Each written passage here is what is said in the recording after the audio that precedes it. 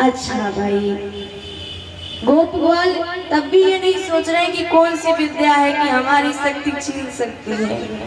गोप ग्वाल कह रहे हैं अरे हाँ कन्हैया, तभी हम सोचे कि आजकल हम बड़े दुबले हो गए हैं, बड़े शक्तिहीन लगते हैं, तो ये तुम्हारा काम है, तुमने हमारी शक्ति चोरी कर दी। भगवान ने कहा हाँ हाँ, मैंने शक्ति तुम सबकी चोरी कर ली थी। अच्छा, गोप वालों को तो भगवान ने समझा के भेज दिया कि अरे गोप वालों, हमारे अंदर कोई शक्ति वक्ति ना है, बस गोवर्धन महाराज की कृपा है। लेकिन कुछ गोप गए जो बड़े बड़े थे भाई, जो भगवान से बात नहीं की, सीधा नंद बाबा के पास गए। नंद बाबा से पूछा कि देखिए नंद जी, आपका बालक हमें साधारण नहीं लगता है, क्योंकि आपके बालक ने जैसा कार्य किया है गोवर्धन उठाने का, इसको कोई साधारण पुरुष नहीं कर सकता। आप बताइए कि आपका बालक के अंदर ऐसा क्या गुण है, आपका बालक इतना शक्तिशाली कैसे हो सकता है? पैदा होते ही जिसने पूतना को मारी, बवंडल का रूप बना के आया, असुर उसको मारा, झगड़ा पलट गया, फिर भी तुम्हारे बालक को कुछ नहीं हुआ। तुम्हारे बालक ऊपर पेड़ गिरते गिरते बचे, कितने सारे असुर आए दिन मारे गए ब्रज में, तो हमें तो लगता है कि तुम्हारा बालक साधारण नहीं है। देखो नंद बाबा, कुछ बताओ हमें, सच बताओ। नंद बाबा भी भोले भाले, सो नंद बाबा बोले कि हाँ भैया, लगता तो हमको भी ना है कि हमारे लाला के अंदर इतनी शक्ति आ कैसे गई। लेकिन जब गर्गाचार्य जी आए थे हमारे यहाँ, तो उन्होंने बताया था कि तुम्हारा लाल बहुत शक्तिमान होगा, तुम्हारा लाल सारे असुरों का संहार करेगा और पृथ्वी में इसका बहुत यश होगा। गर्गाचार्य जी ने कहा था कि ये हर युग में जन्म लेता है, दुष्टों का संहार करता है। अब जो गर्गाचार्य जी ने बताया था वो हम आपको बताएं। तो गोप ग्वाल नंद बाबा से इस प्रकार सुनते हैं, तब समझते हैं कि हाँ, हमें भी लगता है तुम्हारा बालक अनोखा है। इधर एक बार नंद बाबा कार्तिक शुक्ल एकादशी का उपवास कर रहे थे और उपवास करके उन्होंने भगवान की पूजा की, और उसी रात, उसी दिन में जो रात आई, द्वादशी लग जाने पर स्नान के लिए चले गए, यमुना जी में प्रवेश कर गए। अच्छा, पहले तो घड़ी इत्यादि होती नहीं थी कि हाँ घड़ी हो हम उससे जान सके कि कितना समय हो रहा है। व्यक्ति तारों को देखकर, चंद्रमा को देखकर ये ज्ञात करता था कि लगभग कितना बज रही होगी, क्या समय हो रहा होगा। तो नंद बाबा भी उठे तो उन्होंने सोचा कि ब्रह्म मुहूर्त हो गई, सवेरा होने वाला है, उनको ऐसा आभास हुआ। और उस समय सवेरा नहीं हो रहा था, मध्य रात्रि हो रही थी, और मध्य रात्रि में ही नंद बाबा गए, यमुना जी में प्रवेश कर गए और प्रवेश करके स्नान करने लगे। अच्छा, हमारे शास्त्रों में ये बताया गया है कि रात्रि में, मध्य रात्रि में किसी भी जलाशय में नहीं जाना चाहिए। क्यों नहीं जाना चाहिए? क्योंकि उस समय जो वरुण देवता हैं, उनके जो लोग हैं, उनका वो समय होता है, यक्षों का समय उस समय होता है, तो जल में नहीं जाना चाहिए मध्य रात्रि में। और नंद बाबा घुस गए मध्य रात्रि में, तो कहते हैं जो वरुण के यक्ष थे, वो भगवान के जो पिता थे नंद बाबा को उन्होंने पकड़ा और ले जाके वरुण के पास सीधा रख दिया, अपहरण करके नंद बाबा का ही लेके चले गए। अब महाराज कुछ गोपों ने देखा था कि नंद बाबा जा रहे स्नान करने, वस्त्र भी रखे हैं किनारे पे, लेकिन नंद बाबा का कोई पता नहीं सवेरे तक, तो सब भागे भागे आए, कृष्ण लाला तुम्हारे पिता का कोई पता नहीं है, रात्रि में स्नान के लिए यमुना जी में घुसे और एक जैसे डुबकी मारी और बाहर निकले ही नहीं। अब तो हर जगह हड़कंप मच गया।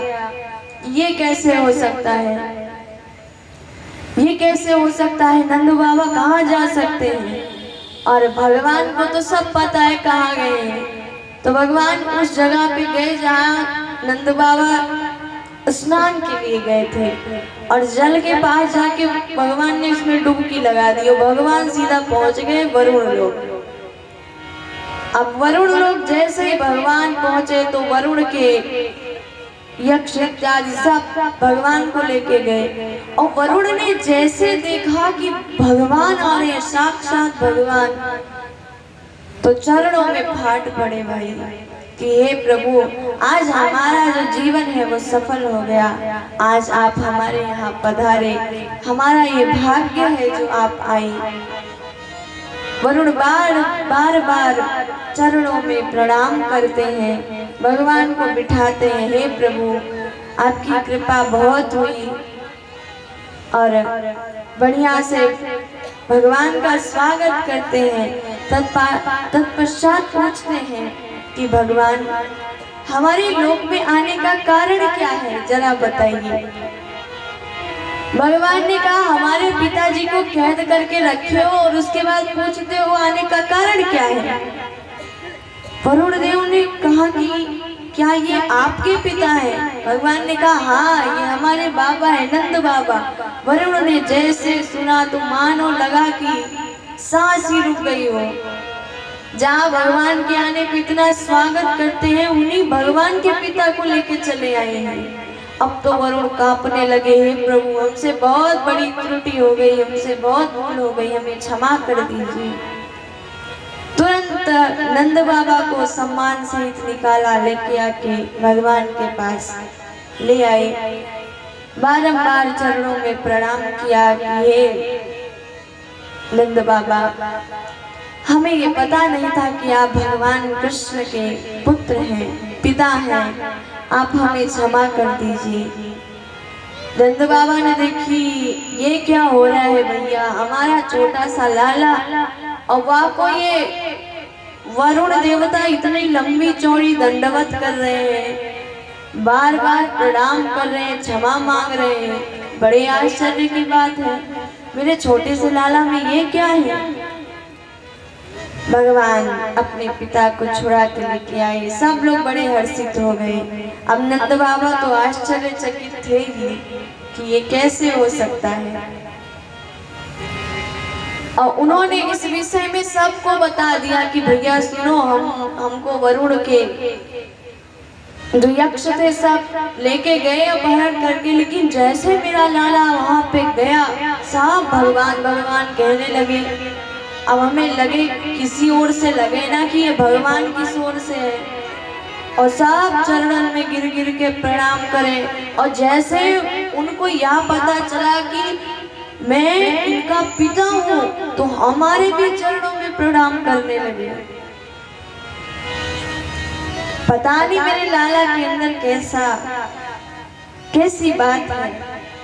अच्छा, आप कुछ ग्वालों ने सुन लिया कि कन्हैया वरुण लोग गए थे, फिर से आ गए। कन्हैया साची साची बताना, तुम भगवान हो। अब भगवान कृष्ण बोल रहे हैं, देखो तुम हमको भगवान लगाने में काहे लगे हो, हम तुम्हारे ही जैसे साधारण बालक हैं। ग्वाल बालों ने कहा ना ना कन्हैया, हमें लगता है, हमें सारी घटना पता है। तुम इतने बड़े बड़े असुर को मार दो तो हम वही सोचे कि कैसे मार सकते हो। वो बर्तन भी धारण कर लिए, तुम हमें बताए नहीं, सच बताओ कि तुम भगवान हो कि नहीं। कन्हैया ने कहा कि देख तू ऐसा मत कह, मैं कोई भगवान नहीं हूँ, काहे हमको भगवान बनाने पे लगे हो। ग्वाल वालों ने कहा कन्हैया अगर हो तो बता दो, हम किसी को नहीं बताएंगे। भगवान ने कहा अच्छा मान लो हम भगवान हैं भी, तो तुम क्या करोगे जान के। ग्वाल बाल बोले देखो, अगर तुम साची मुची में भगवान हो ना, तो हमारी एक इच्छा है, उसको पूर्ण कर दो। भगवान श्री कृष्ण ने कहा कि कौन सी इच्छा।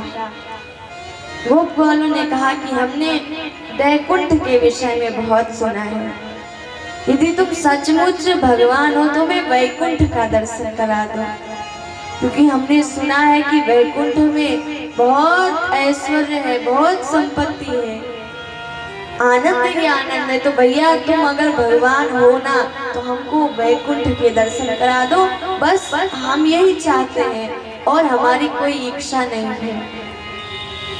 भगवान ने कहा अच्छा ठीक है, तुम्हें वैकुंठ देखना है। सबने एक साथ सर हिलाया, हाँ वैकुंठ देखना है।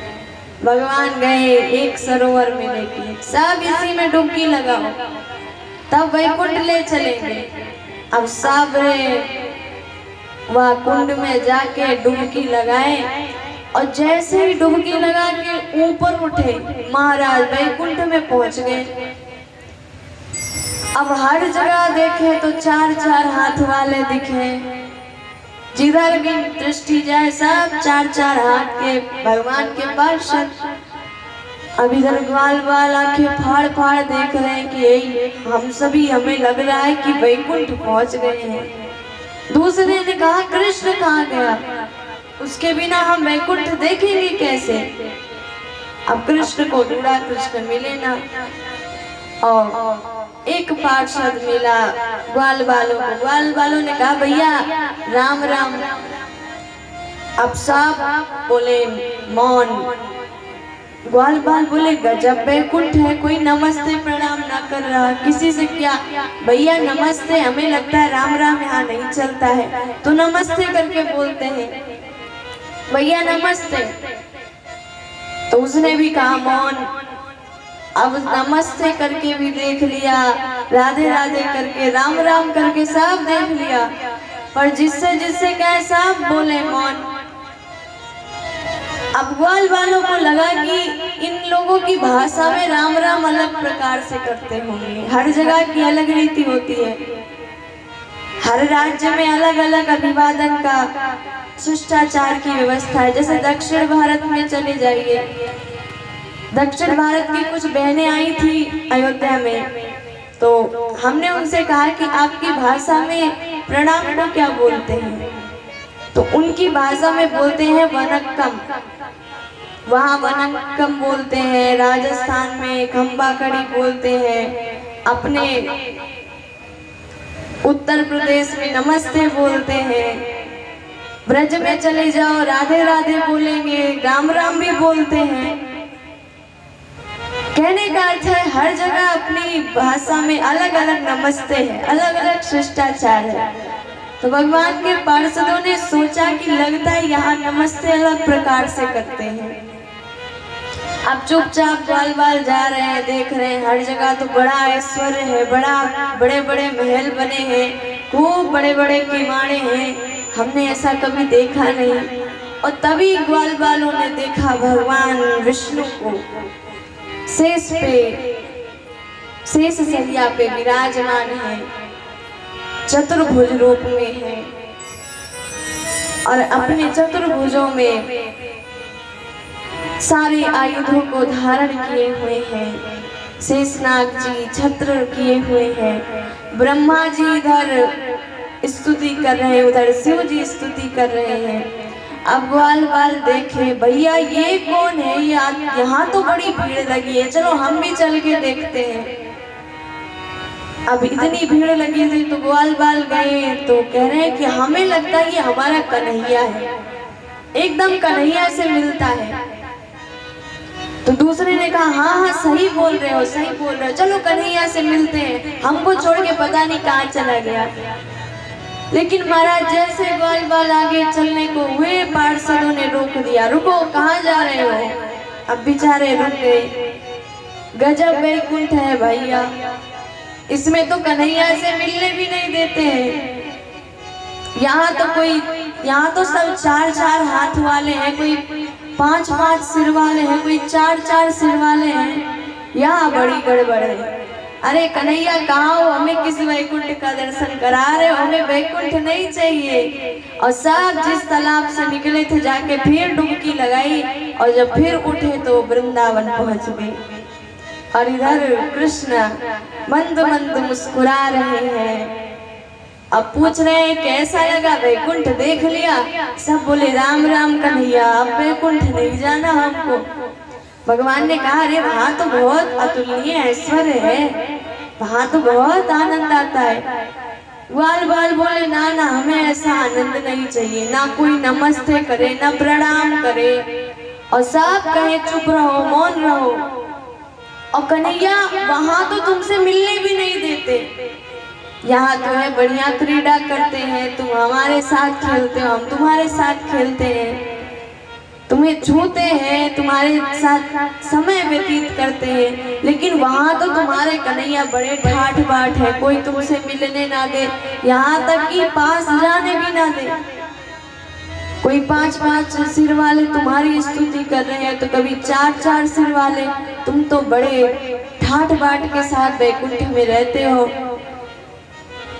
लेकिन कन्हैया हम एक बात बताएं साची साची, हमारा जो वृंदावन है ना, ये वैकुंठ से लाख गुना अच्छा है, इसमें तुम्हारे दर्शन सहज में ही हो जाते हैं। भैया हमको वैकुंठ नहीं देखना।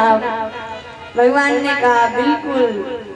तो सबने वैकुंठ देखा, भगवान ने दिखाया, लेकिन ग्वाल वालों को भी यही लगा कि हमारा वृंदावन बहुत अच्छा है, वृंदावन जैसा कोई स्थान नहीं है।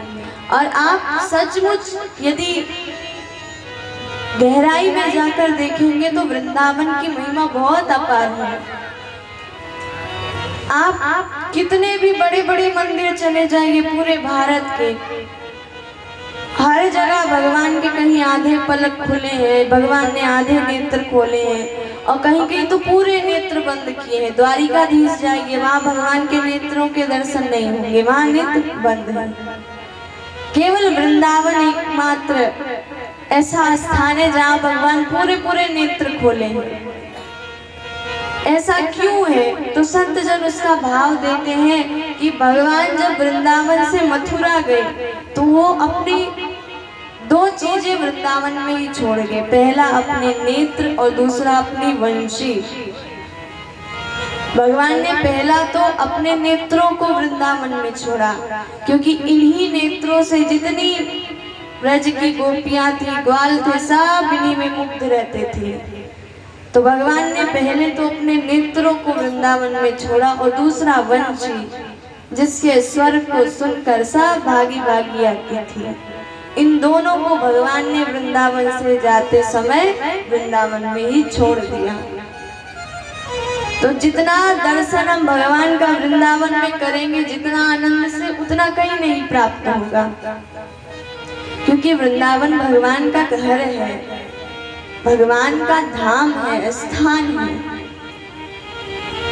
ग्वाल वाल भी सारे वैकुंठ को ठुकरा के वृंदावन में रहने का विचार किया उन्होंने कि भैया हम तो वृंदावन में ही ठीक है। तो इस प्रकार से भगवान सारे गोप ग्वालों को वैकुंठ का दर्शन कराते हैं। फिर श्रीमद् भागवत में रास लीला का वर्णन आता है। प्रतिदिन गोपियां सोचती थी कि हम भगवान से मिलें, हम प्रभु का दर्शन करें, भगवान गैया चराने जाएं तो हम उनके दर्शन प्राप्त करें। लेकिन आज भगवान का मन किया कि हम गोपियों का दर्शन प्राप्त करें। तो भगवान अपीप्ता रात्रि शरदोत्फुल्ल मल्लिका वीक्षरन्तु मनश्चक्रे योग माया मुपाश्रिता। शरद ऋतु थी, उसके कारण पुष्प आदि महक रहे थे। भगवान ने चीरहरण के समय जिन रात्रियों का संकेत किया था, उनके मन चक्र को जानकर भगवान ने रास लीला का संकल्प लिया। भगवान ने 2 बार बंसी बजाई। पहली बार बंसी बजाई तो पूरा वृंदावन महक उठा, सब जितने भी जीव थे आनंदित हो गए, किसी को किसी प्रकार का कष्ट नहीं था। और दूसरी बार जब बंसी बजाई तो गोपियों को सुनाई पड़ी, और ऐसे नहीं सुनाई पड़ी, जिन जिन गोपियों के जो जो नाम थे उन नामों से उन्हें बंसी सुनाई पड़ी। वो गोपियां ऐसा सोचती कि कन्हैया बंसी के धुन से हमारा नाम निकाल रहे हैं, हमें पुकार रहे हैं। सबको अपने अपने नामों से बंसी की धुन सुनाई पड़ी और कहते हैं कि उन्हीं को सुनाई पड़ी जो चीरहरण के समय थी, जो गोपियां उन्हीं को केवल बंसी सुनाई पड़ी। जैसे ही बंसी की धुन गोपियों ने सुनी, जिन कामों में लीन थी सब छोड़ के भागी। कोई आंखों में अंजन लगा रहा था तो एक में लगाई और दूसरे को लगा रही भूल गई और भागी। कोई अपने केसों को सुलझा रही थी तो वो सब छोड़ के भागी। किसी को अंजन आंख में लगाना था तो वो ऊंट में लगा के भाग गई। कोई यहाँ तक कि अपने पति को भोजन परोस रही थी और भोजन परोसते परोसते पति ने कहा कि दाल दो तो सब्जी दे के भाग गई।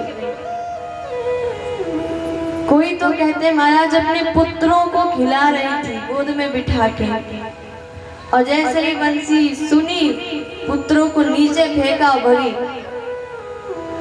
और कोई पता चले सास की सेवा कर रही है और बंसी बजी और सास की सेवा जाए दूसरी जगह, वो भगी।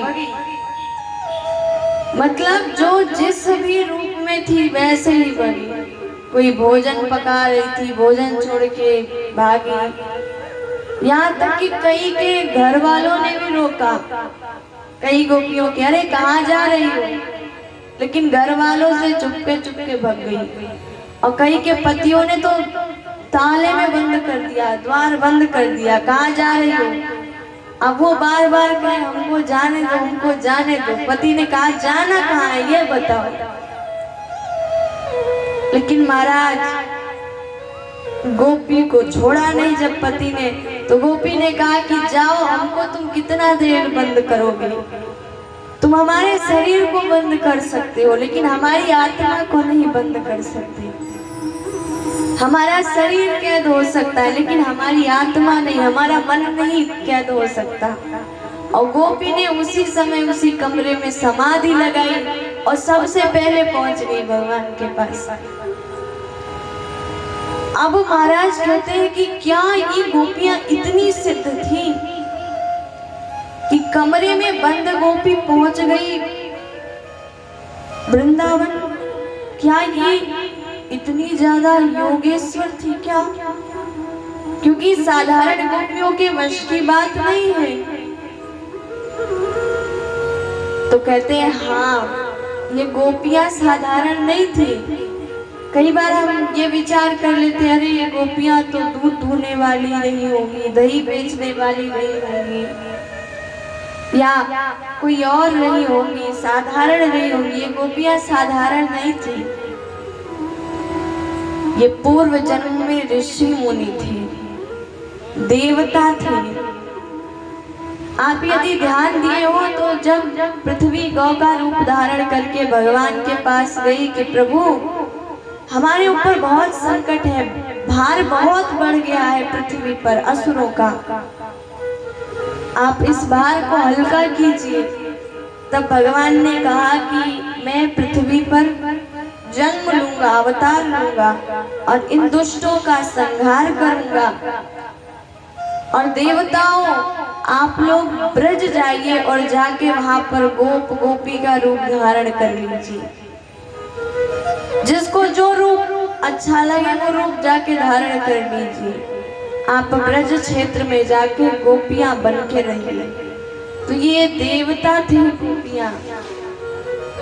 कई तो अगले जन्म के ऋषि थे, ऋषियों ने खूब तपस्या की थी भगवान के दर्शन हेतु, और भगवान ने कृपा की कि तुम्हारी तपस्या सफल होगी और गोपी के रूप में जन्म दे दिया। अब गोपियां क्या करती, नित्य प्रतिदिन भगवान के दर्शन करती। तो ये साधारण स्त्रियां नहीं थी, साधारण गोपियां नहीं थी, ये भगवान थे। ये भगवान के लिए आई थी। ये ऋषिगण थे, देवता थे। इसलिए इनकी इतनी उच्च कोटि की समाधि है, इतना योग है कि कमरे में बंद गोपी भी भगवान से मिलने दूसरा रूप बना के चली गई। जो जिस रूप में थी सब भागी वैसे ही रूप में। और सब जा तो रही थी वहां ही ना, जा रही थी वृंदावन ही। तो घर से तो अलग अलग निकली, लेकिन रास्ते में आके सब मिल गई और पता चला कि सबको श्याम सुंदर ने बुलाया है। अब सब झुंड बना के पहुंच गई वृंदावन।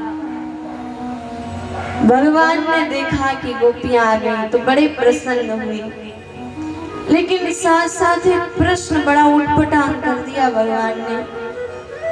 भगवान ने पहले कहा कि स्वागतम वो महाभागः प्रियं किं करवाणि वः ब्रजस्य नामयं कश्चित् भूतागमन कारणम्। स्वागतम वो महाभागा। भगवान श्री कृष्ण बोले, महाभाग्यवती गोपियों तुम्हारा स्वागत है।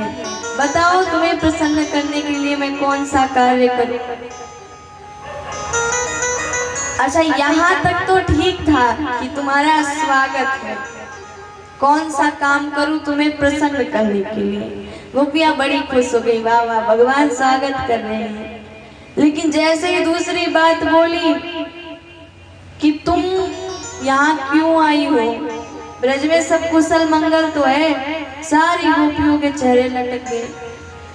मतलब कि पहले बंसी बजा के बुलाया और फिर स्वागत भी किया, और अब पूछ रहे क्यों आई हो। बताओ, कोई व्यक्ति आपको निमंत्रण दे कि भैया हमारे यहाँ आ जाइएगा, आज रात्रि का भोजन करिएगा, और आप अपने घर में भोजन ना बनाइए और उस व्यक्ति के यहाँ भोजन करने पहुंच जाइए।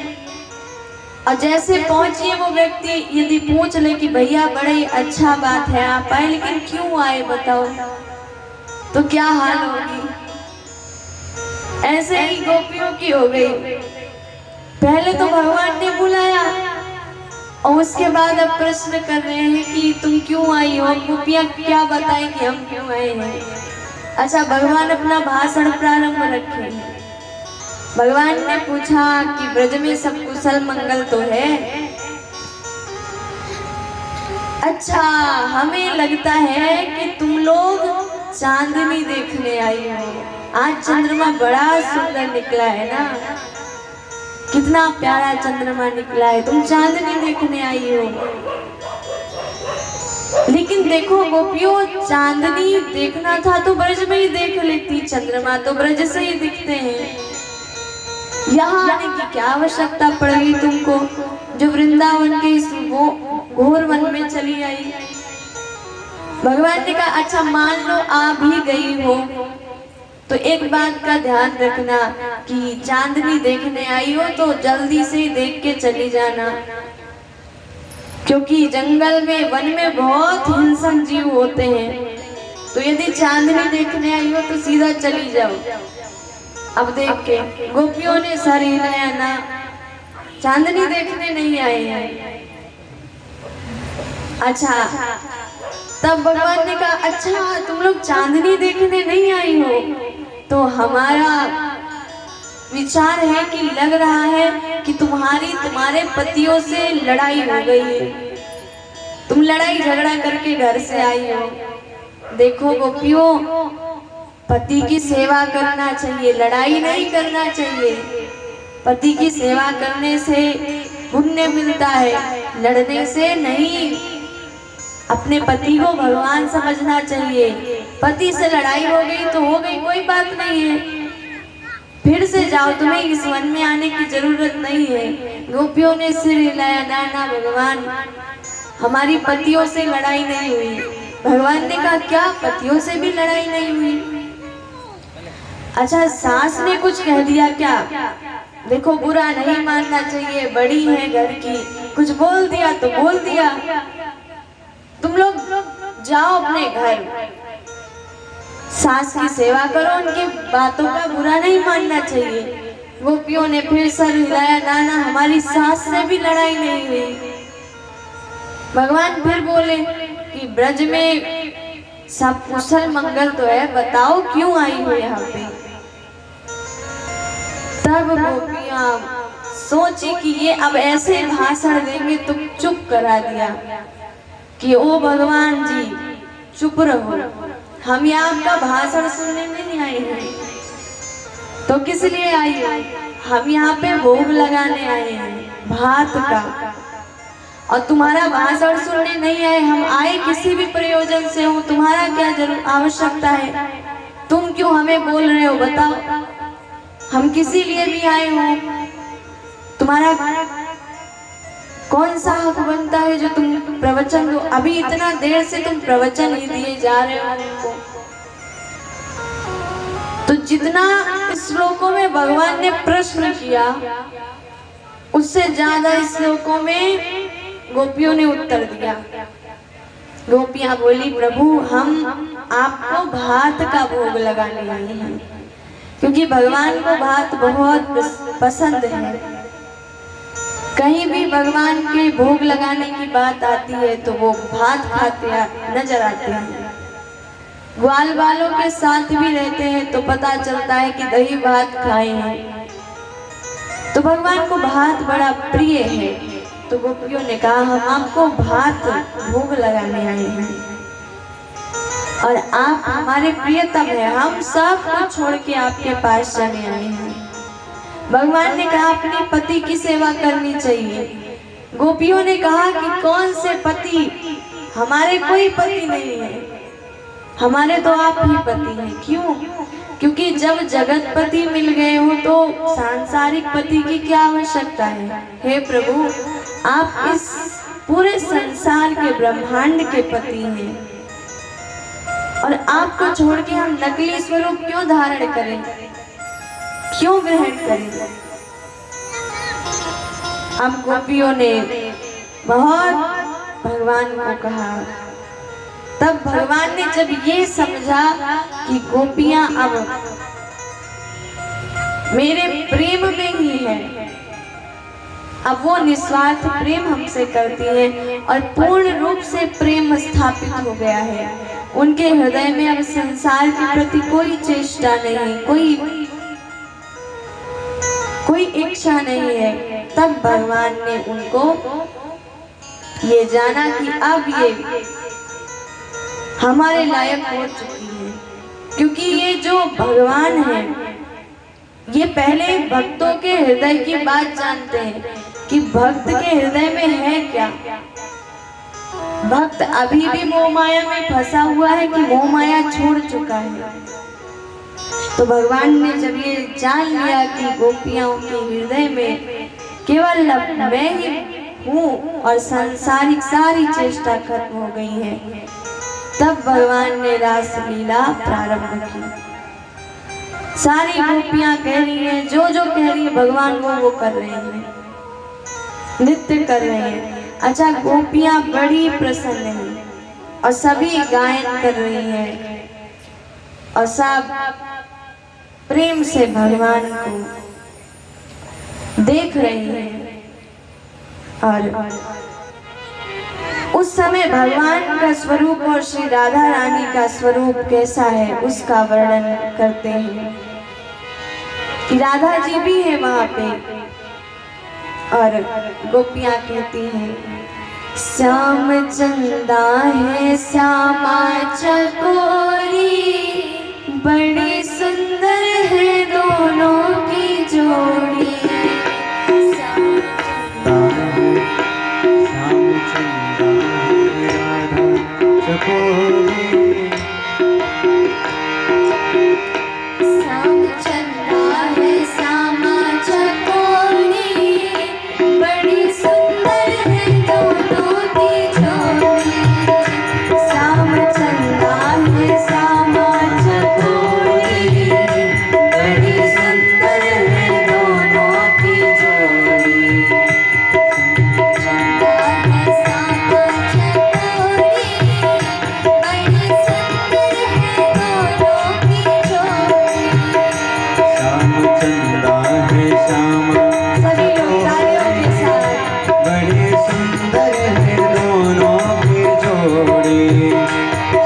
चंदा है, श्याम चकोर